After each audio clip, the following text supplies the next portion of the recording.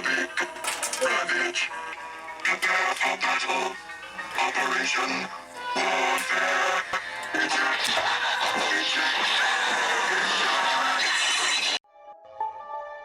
Autobots, transform!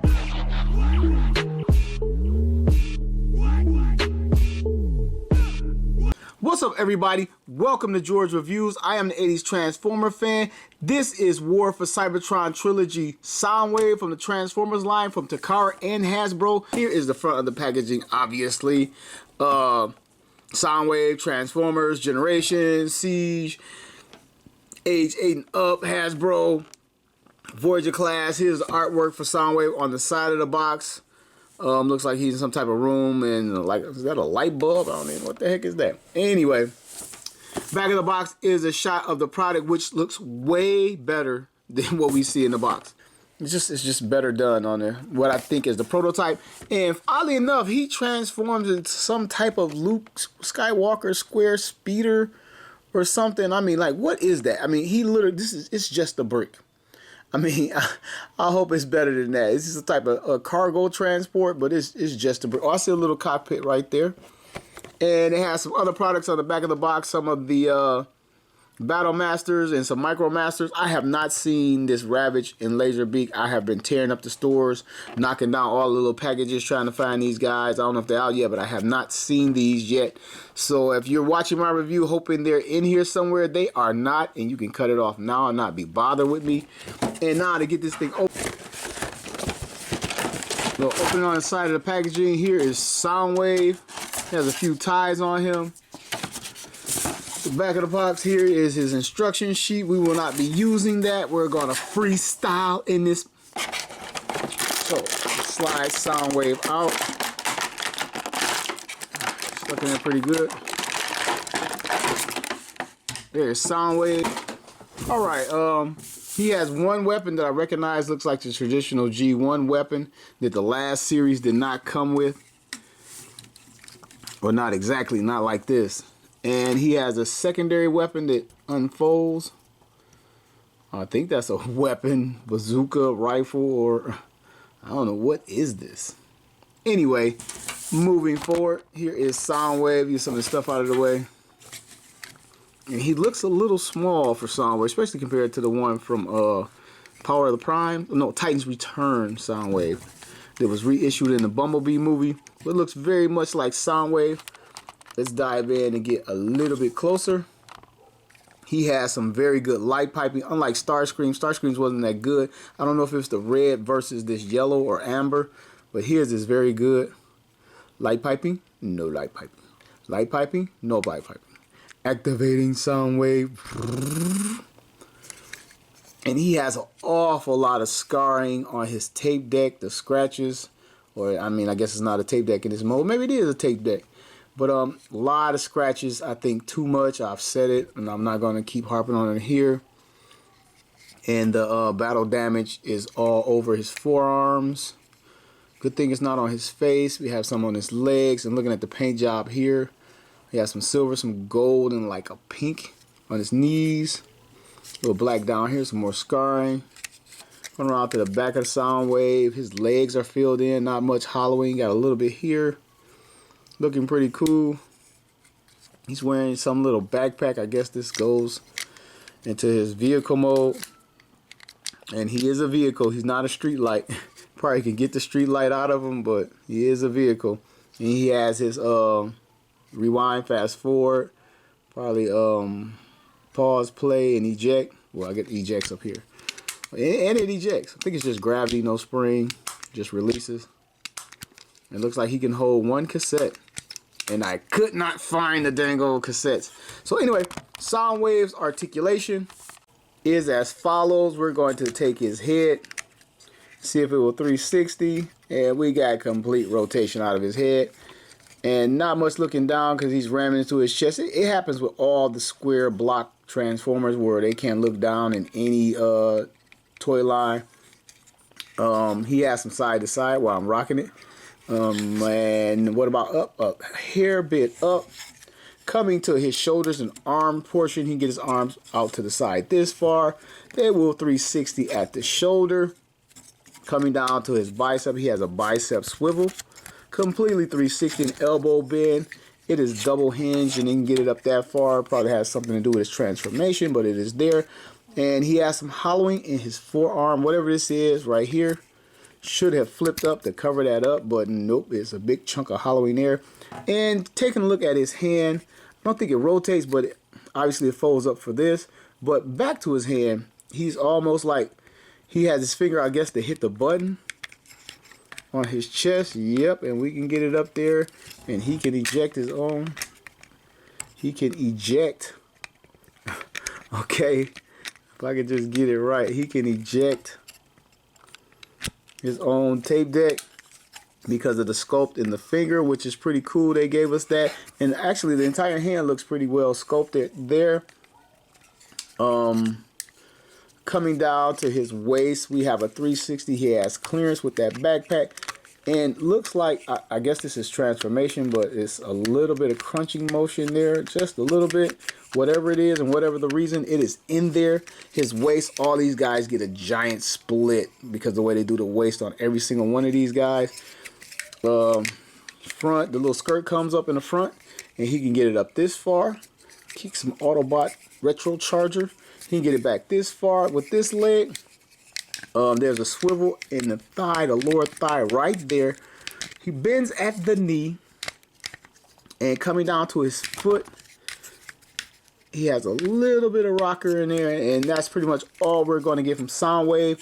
And taking a look at this shoulder cannon thing, which we see on a lot of Soundwave, it's actually removable. I just gave that a shot. I'm sure it pegs in other places. Like all these ports on these guys, you can put stuff everywhere. But I did want to take a look at that. Okay, put that back where I got it. And coming down to his hand blaster, the traditional one that resembles the G1 heavily. Get this in his hand, and I'm sure it ports everywhere. Obviously, it's the exact same port. Every figure can hold it in this line. They have the same handholds, the same ports everywhere, all over Soundwave. And taking a look at his little molded in detail here while I'm talking. And we can get this thing out, and I don't know what it is, but I'm sure it ports in somewhere. Raise the camera up. Well, maybe not there, but we can get it to port in on the forearm.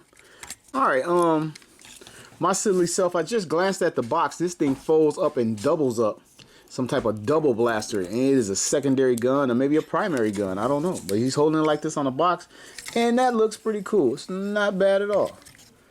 So maybe it's something else, some type of sound disruptor, audio, yeah, type thing.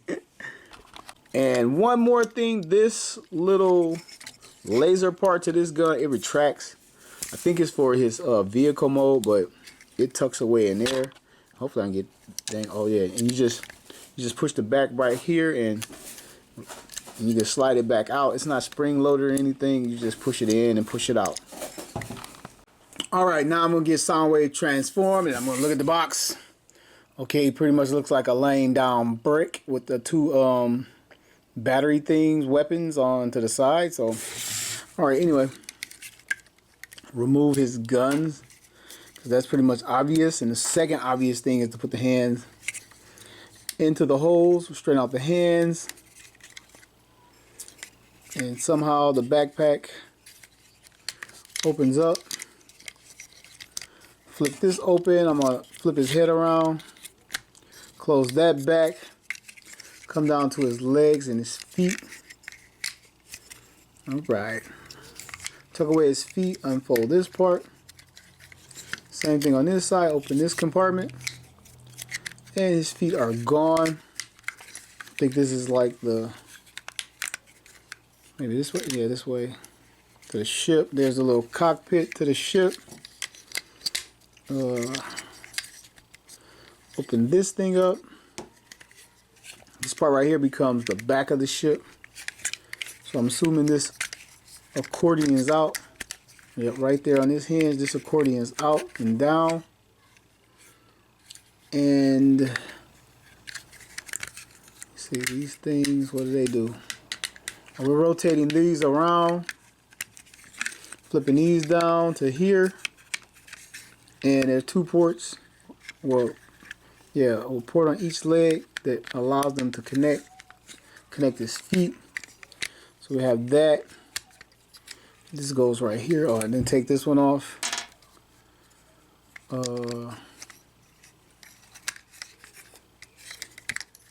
These arms come down. This little thing comes out and around, I believe.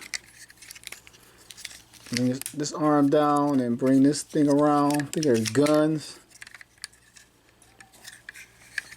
And got this right.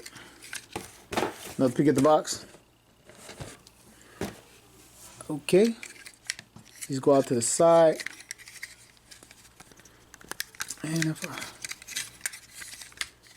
let me see.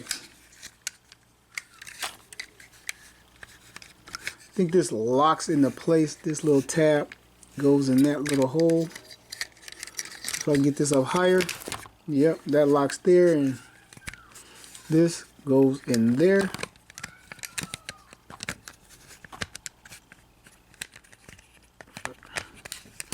Doing it correctly. I think I got it. It's fairly simple. These hands, these guns come out. These guns rotate out. No, I'm making a mess turning it every way, but trying to figure out and work with the camera. And these two arms connect together somehow. I think, yeah, underneath there's the tab.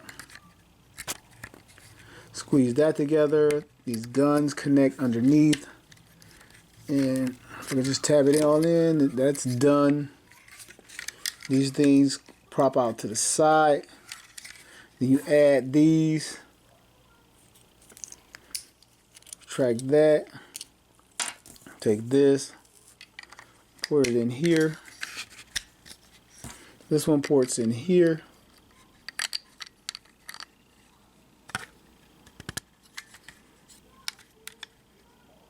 And I dare say this is it. Soundwave's cruiser freighter type thing mode. Alright, so these like kind of just, they're not locking in. These things are just hanging out. But okay, here's the box. And on the box it has this one turned this way, and then the one with the little stub out turned the other way. Like this. But now it makes more sense to turn it around. They both have the exact same look. So I'm gonna turn it around so they both have the exact same look. That's probably incorrect. And then this little gun, I see it right here on the box, and looks like it attaches like right here.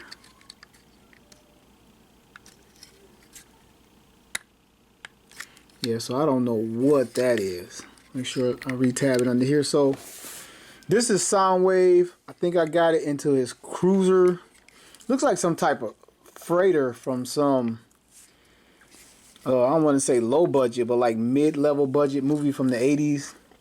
Maybe they should have painted these things or whatever. It reminds me of something from a video game or cartoon. Little ship, like what the little cats used to fly the ship or something. I don't know. I think I got it right. There's the box. And here's the cruiser. Box. Cruiser. So yeah, I think this is some type of weird freighter or something. And this is how it goes. And this is, I guess, a cargo bay. Back here is still ejects or whatever. Yeah, that's kind of weird. If it didn't have the cockpit right here, man, I think it was some type of little speeder. But here's his little shuttle mode. He has some guns here. They can articulate, so they can shoot down low, and they're coming apart while I'm doing that. They can sweep the ground as he flies by. He has these little things here, little guns here. You can bring them forward if you want for more firepower. And again, he can target things on the ground. Right there. Yeah, I think I got this right. I think they go to the back, though. I don't know if they serve as some type of landing gear, but they kind of fit better right here. Okay, I've reasoned it out. The box artwork may be reversed because he has a port right here. He can hold this thing. I think it goes in on this side, and the box has it totally reversed. But I saw it, reasoned it out, and there it is. And here is the complete transform mode. And yeah, like I say, it's kind of weird.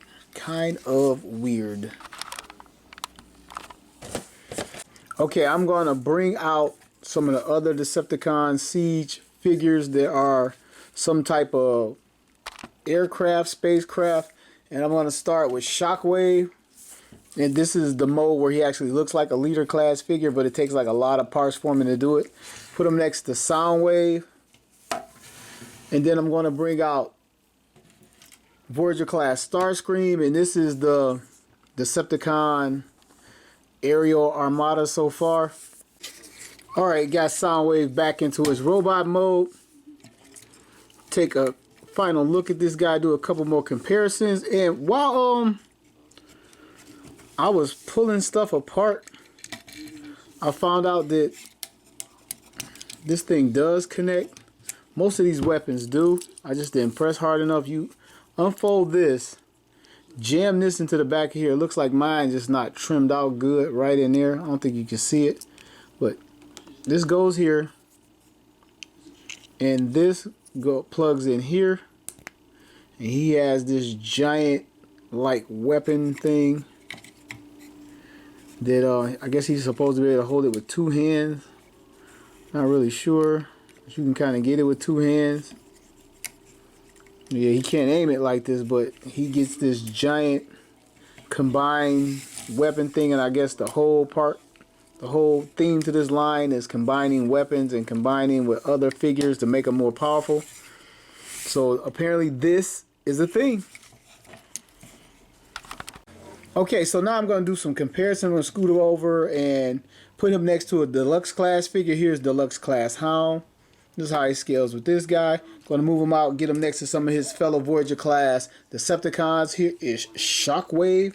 Well, I mean, he's supposed to be a leader class, but in this mode, broken down, he's a Voyager class figure. Here he is with Voyager class Starscream and his Decepticon commander, Voyager class, where can I get him?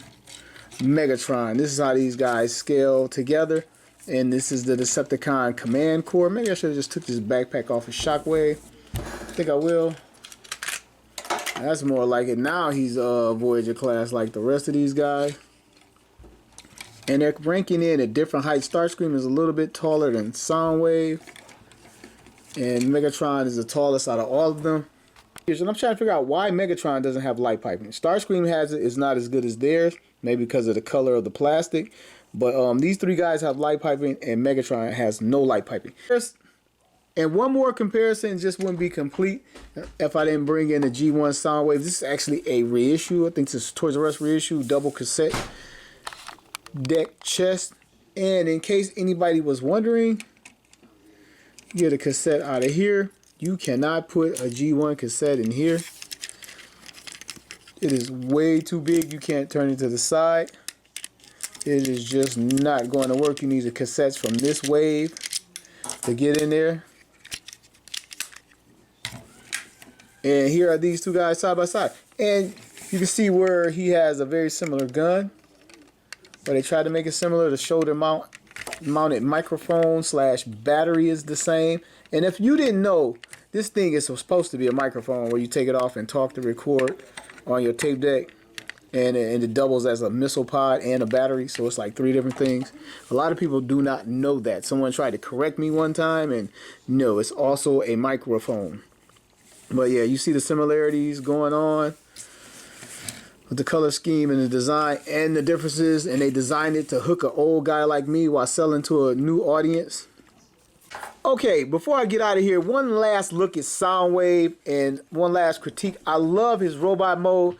It's instantly a wave of nostalgia. Takes you right back to the vintage Soundwave and to the cartoon all at one time. He has the same amount of molded in detail as Starscream, but it doesn't bother me as much with this figure. I guess because the Soundwave is supposed to be techie, and with the darker blue than the white of Starscream, it just works. It's not as noticeable on Soundwave. It looks like it's supposed to be there on this figure. I like his paint job, his paint work, and the knees and the legs. I'm not a fan of the over scarring on the chest. I'm just not. And also he has some molded in detail back here, like the cassette would still work, which is real cool. His light piping is excellent in this mode. The articulation is excellent in this mode. And one of the downfalls that I didn't point out earlier is the paint. The paint is real sloppy on my cannon, and it is nowhere near as pronounced on the box. His forearm and the cannon here. I'm bringing the box. We're going to take a look at the box real quick. And on the box, the red is very, very vibrant. And I almost have like a maroon on mine. So that's disappointing right there.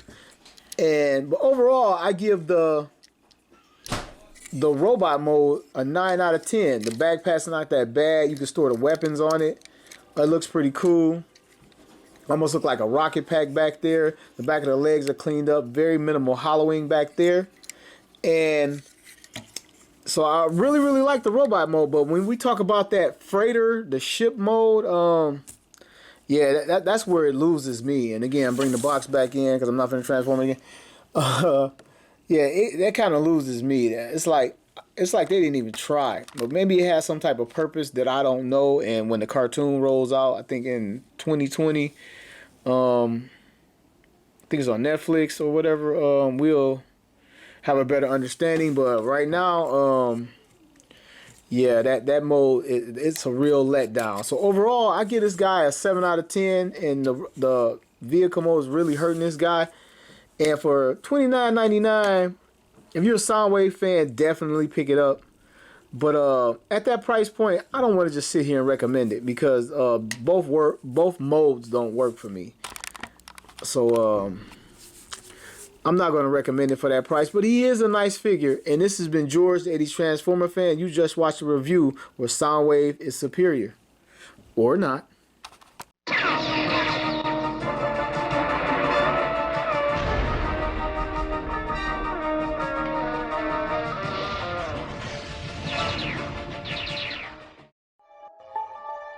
Autobots, transform!